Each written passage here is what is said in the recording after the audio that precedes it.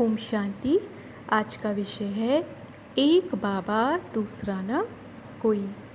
हम सभी ब्राह्मण बच्चों का ये लक्ष्य है ना हमारी ज़िंदगी का कि हमारा सिर्फ एक बाबा और दूसरा कोई नहीं। एक बहुत सुंदर गीत भी बजता है, मेरा तो एक शिव बाबा दूसरा ना कोई। तो वास्तव में ये इतना सहज नहीं है, ये एक साधना है, एक तपस्या है जिसके लिए हम स्वयं को मानसिक रूप से तैयार करते हैं, भीतर से निश्चय करते हैं और अपने साथ एक प्रतिज्ञा भी करते हैं।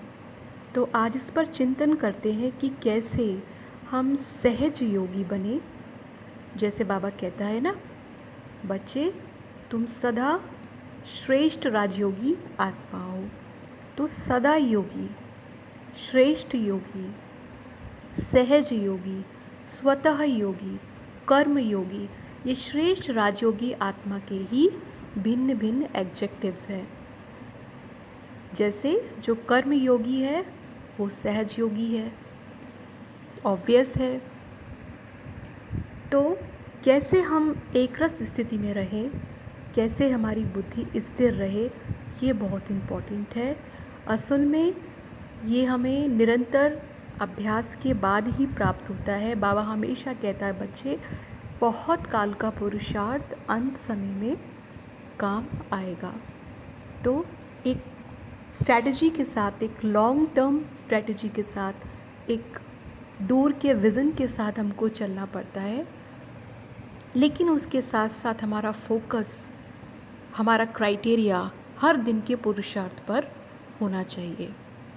बुद्धि हमारी ना तो पीछे घूमे अतीत में, ना भविष्य में, वर्तमान में दैनिक जो पुरुषार्थ हमारा है वहाँ पर फोकस करके चलेंगे तो हमारी स्थिति ज़रूर अच्छी होगी। तो इस पर चिंतन करते हैं। सबसे पहले तो ये कि हम सभी ब्राह्मण बच्चे, हम ये सब तो बहुत अच्छी तरह जानते हैं कि हमें ईश्वरीय मर्यादाओं का पालन ज़रूर करना है, क्योंकि ये धारणाएं, ये ईश्वरीय जो नियम है ये बहुत इम्पोर्टेंट है हमारी अच्छी स्थिति के लिए। लेकिन हम देखते हैं कि कई बार हम धारणाओं का बहुत अच्छी तरह से उनको फॉलो करते हैं। जैसे भोजन की धारणा है, साफ़ सफाई है, संघ का भी हम ध्यान रखते हैं, संघ का प्रभाव ना पड़े। उसके बावजूद भी हमारी जो स्थिति है वो अच्छी नहीं रहती है या एक रस नहीं रहती है। मोस्ट इम्पोर्टेंट, कभी अच्छी है कभी नहीं भी है। और कई बार सेवाओं में विघ्न जो आते हैं उससे भी हमारा मन अपसेट हो जाता है, तो उसका प्रभाव योग पे पड़ जाता है। तो क्या करें कि हमारी जो स्थिति है वो एक रस रहे। इसके लिए सबसे पहले हमें हमारे अंदर जो इच्छा शक्ति है उसको इवैल्यूएट करना चाहिए। तो आज एकांत में बैठकर अपने से बातें करें और इवैल्यूएट करें, टटोलें अपने आप को कि आपकी इच्छा शक्ति कैसी है।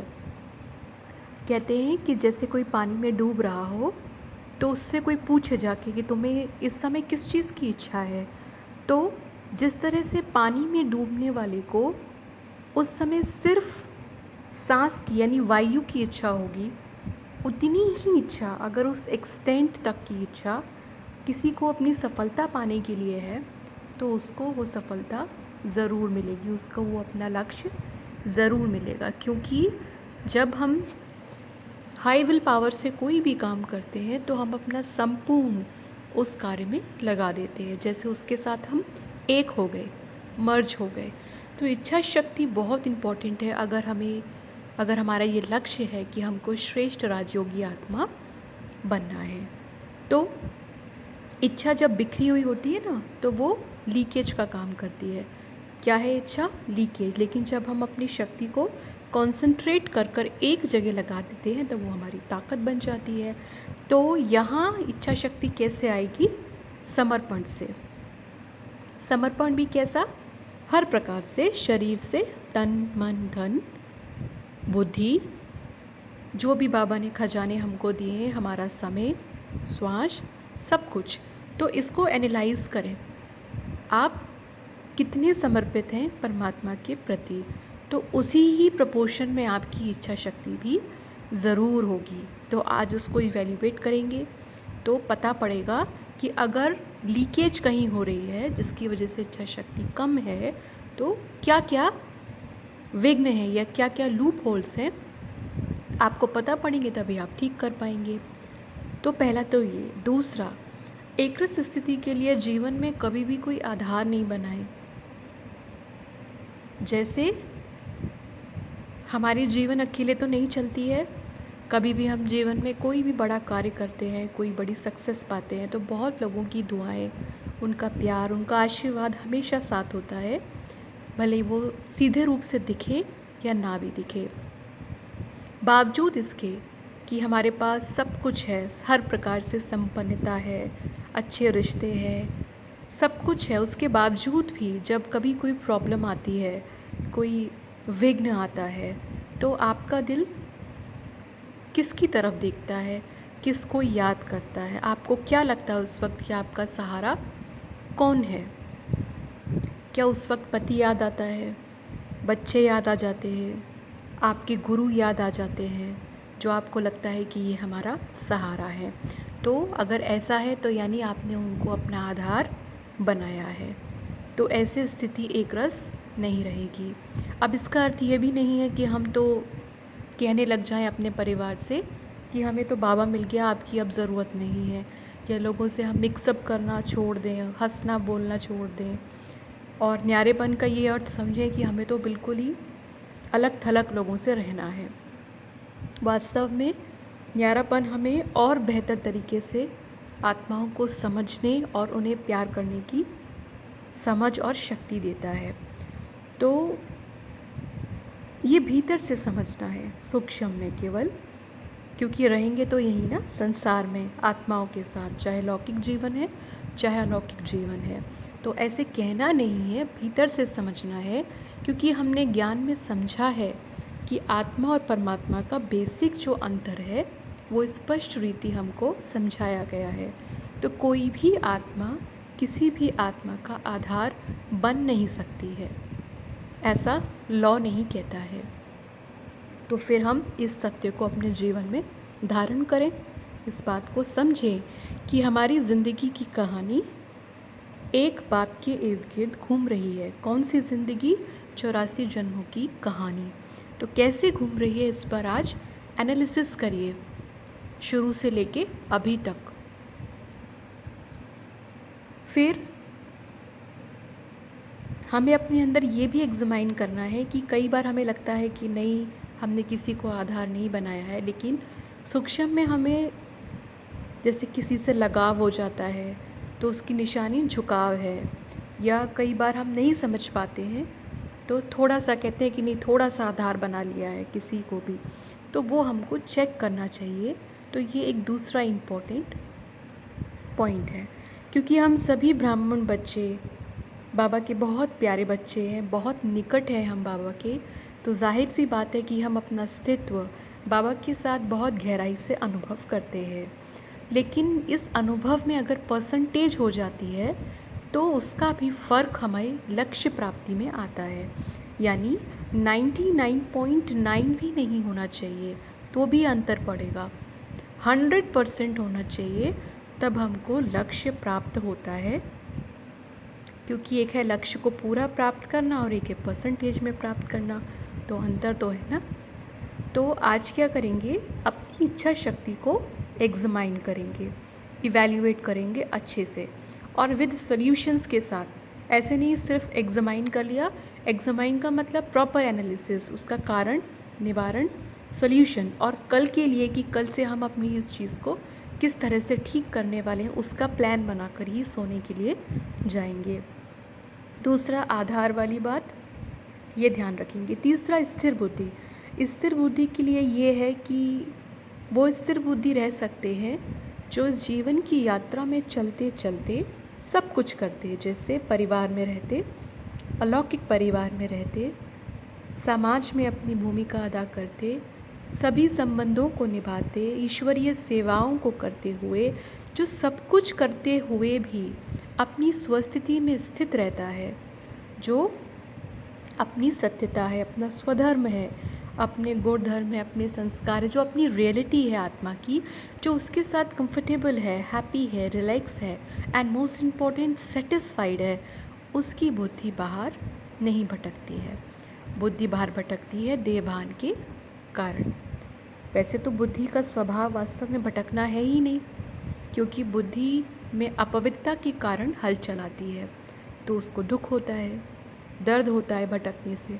तो इससे सिद्ध है ना कि ये बुद्धि का स्वभाव नहीं है। तो वास्तविक स्वभाव क्या है? स्टेबिलिटी।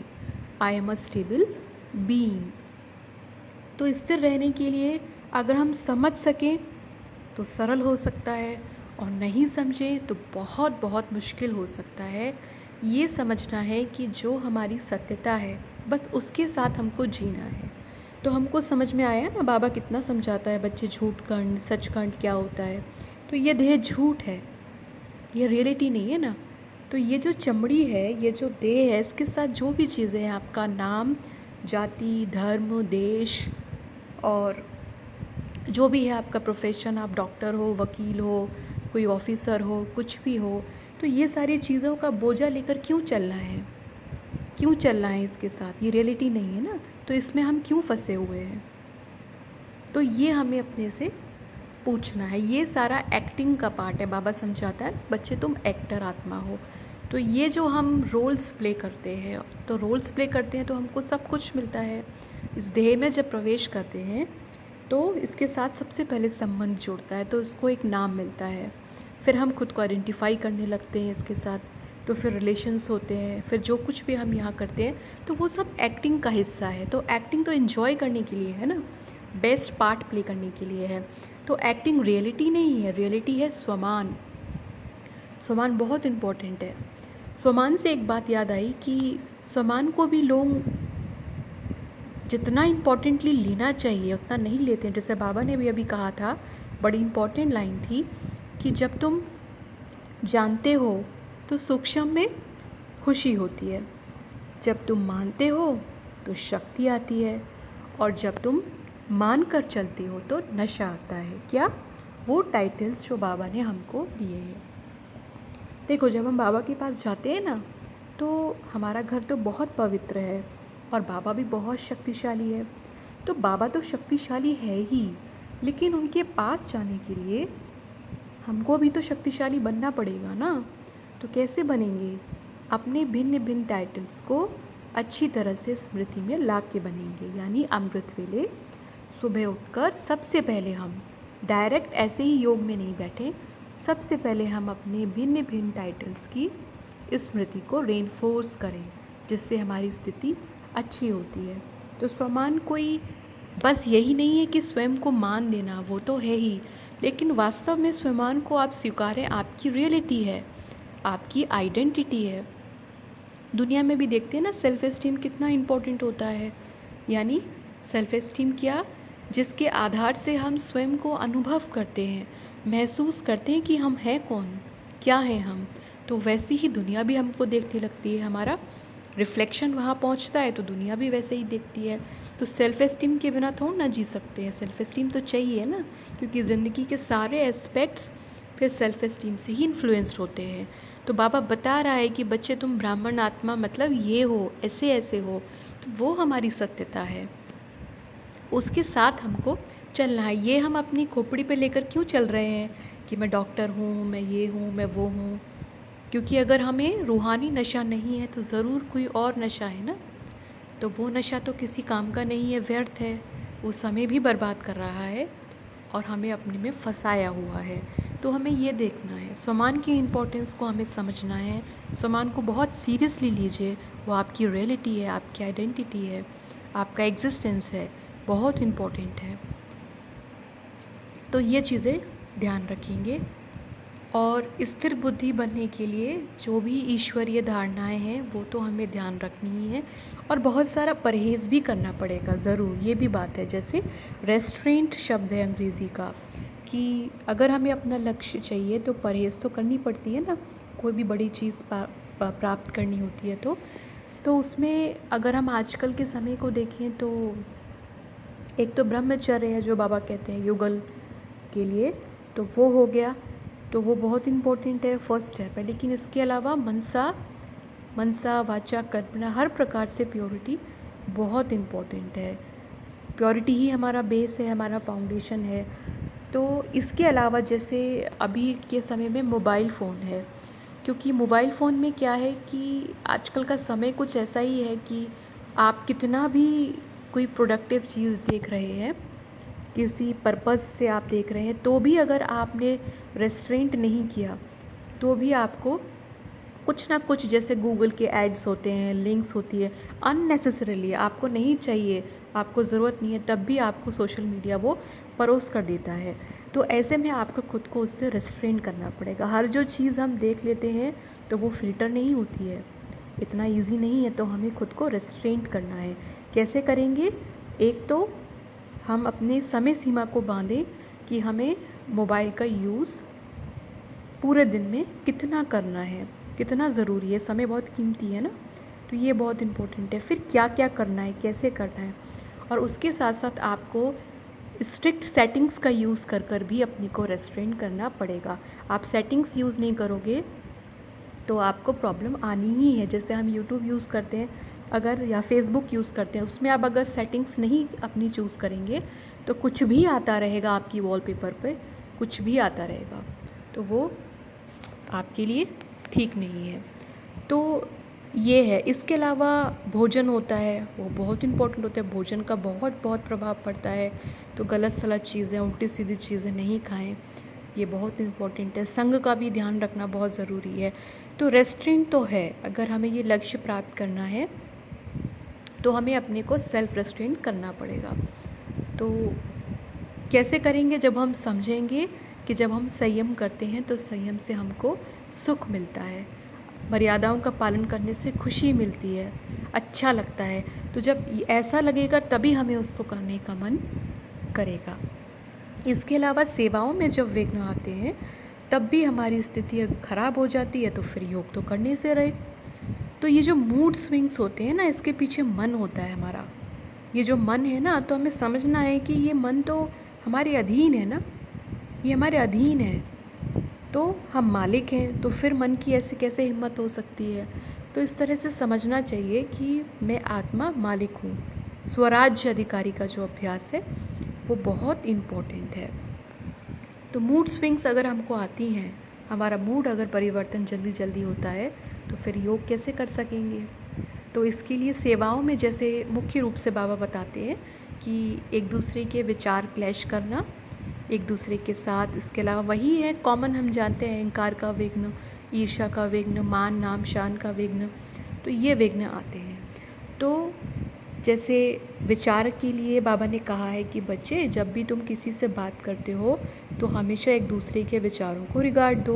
तो ये तो बेसिक कम्युनिकेशन स्किल्स में भी आता है कि किसी से भी बात करते हैं तो पहले सुनते हैं उनकी बात को, तो सामने वाला हमारी बात को सुनने के लिए फिर मानसिक रूप से तैयार हो जाता है। कहते भी हैं कि जो अच्छा लिसनर हो सकता है वो अच्छा कम्युनिकेशन भी कर सकता है। अगर उनका विचार एप्रोप्रिएट नहीं है तब भी हमें उनको डायरेक्टली कट नहीं करना चाहिए। तो ये तो बेसिक मैनर्स में भी नहीं आता है, तो ये हम ध्यान रखें। पहले यानी हाँ जी करें, ये बाबा कह रहे हैं। बाकी बाबा तो हमें बताते हैं कि बालक सो मालिक की ट्रिक हमें बताई है, वो हमें यूज़ करनी चाहिए। इसके अलावा ये सारे विघ्न जो होते हैं ना, देहभान से आते हैं, देह अभिमान से। और जितना हमारे अंदर रूहानियत की शक्ति बढ़ती जाती है तो हम विघ्न प्रूफ होने लगते हैं। जितनी ये शक्ति बढ़ेगी उतने ही प्रपोर्शन में हम स्वयं के साथ साथ औरों के विघ्नों को भी दूर कर पाते हैं। अभी हमने सेलिब्रेट किया ना गणेश चतुर्थी, तो क्या स्वमान है? मैं विघ्न विनाशक आत्मा हूँ। तो अलग अलग विघ्न पे ना जाकर सार रूप में ये कह सकते हैं कि हम सेवाओं में निर्विघ्न रहने के लिए मैं मास्टर प्रेम का सागर हूँ, इसका अभ्यास करें।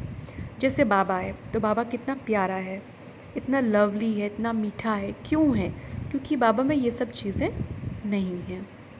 बाबा प्यार का सागर है। तो ईश्वरीय प्रेम इस संसार का सबसे खूबसूरत अनुभव है, सबसे मीठा, सबसे प्यारा और सबसे शक्तिशाली अनुभव, जो हमारा परिवर्तन कर सकता है और करता है, हमने अनुभव किया है। तो ईश्वरीय प्रेम से आप दूसरों को भी सहज बदल सकते हैं, किसी का भी दिल जीत सकते हैं, किसी को भी अपना बना सकते हैं। कोई मुश्किल नहीं है।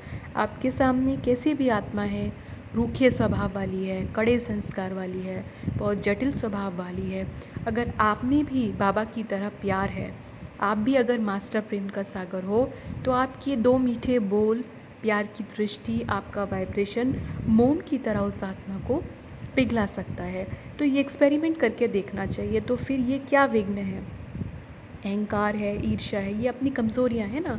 तो जब आप ये अभ्यास करते हो तो ये विघ्न तो रहते ही हैं, ये विघ्न तो तब भी रहेंगे, लेकिन आप अपनी स्थिति को ऊपर उठा हुआ अनुभव करेंगे तो सहज ही आप क्रॉस कर जाएंगे, चीज़ों को देखते हुए भी नहीं देखेंगे और आपकी नज़र अपने लक्ष्य पर रहेगी। तो बाबा ने हमें हर चीज़ समझाई है, बच्चे कैसे चलना है, जो आपके साथ वाले हैं उनके साथ म्यूचुअल रिस्पेक्ट से चलना है, बहुत ज़रूरी है। 2 शब्द हैं, म्यूचुअल अंडरस्टैंडिंग, म्यूचुअल रिस्पेक्ट, दोनों चाहिए। छोटे हैं तो बाबा ने कहा बच्चे छोटों को तुमको आगे बढ़ाना है, अपॉर्चुनिटी देनी है, क्योंकि अवसर देंगे तभी तो सीखेंगे ना वो। तो उनका सीखना हमारा सीखना है, उनका आगे बढ़ना हमारा आगे बढ़ना है। बड़ों के लिए बाबा ने कहा है कि बाबा की कारोबार बहुत ही सिस्टमैटिक तरीके से चलती है, तो बड़े ज़रूर किसी न किसी विशेष सेवा के निमित्त बाबा द्वारा बनाए गए हैं। तो वो तो अपनी जिम्मेदारी करेंगे जिसके लिए वो अकाउंटेबल है। लेकिन हम क्या कर सकते हैं? हम अपनी उपस्थिति से अपनी क्षमता और कैपेबिलिटी के अनुसार उनको सहयोग कर सकते हैं, जिससे थोड़ा सा उनका कार्य का बोझ हल्का हो सके। यानी हमारी उपस्थिति का फ़ायदा तब है जब उनको कुछ हमारे होने से लाइटनेस फील हो, यानी उनका जो कार्य था, उनकी जो जिम्मेदारी थी, उससे हमने उनको थोड़ा सा शेयर कर लिया, उसको बांट लिया। तो ये सहयोग हम बड़ों को कर सकते हैं। तो इस तरह से हम सेवाओं में निर्विघ्न रहने के लिए प्यार की, ईश्वरीय प्रेम की शक्ति को अपने अंदर ज़्यादा से ज़्यादा बढ़ाएं। इससे हम आसानी से जो ये क्रोध है, अहंकार है, घृणा है, ईर्ष्या है, इन सारी चीज़ों से ऊपर उठ सकते हैं। क्योंकि हम बाबा को याद करते हैं ना, तो धीरे धीरे बाबा का फिर जो रंग है वो हमको भी लगने लगता है। तो इस तरह से आज हम एनालिसिस करते हैं। हमारा लक्ष्य बिल्कुल स्पष्ट है कि हमें श्रेष्ठ राजयोगी आत्मा बनना ही है। तो जो जो भी विघ्न आते हैं, प्रॉब्लम्स आते हैं, उनको आज चेक करेंगे, अपनी इच्छा शक्ति को इवैल्यूएट करेंगे। आज ये देखेंगे क्या हमने सूक्ष्म में तो किसी को आधार तो नहीं बना लिया, या थोड़ा सा तो नहीं बना लिया 20% 50%, कि पति को देखते हैं तो लगता है इनके बिना कैसे जिएंगे, छोटे से बच्चे को देखते हैं तो लगता है इनके बिना कैसे जिएंगे, या बहन को देखते हैं तो लगता है कि अरे कैसे जिएंगे। तो ऐसे आधार तो नहीं बना लिया है ना, ये भी चेक करेंगे। सेवाओं में कैसे विघ्न आते हैं और हमें कितना प्रभावित कर देते हैं, ये भी चेक करना है।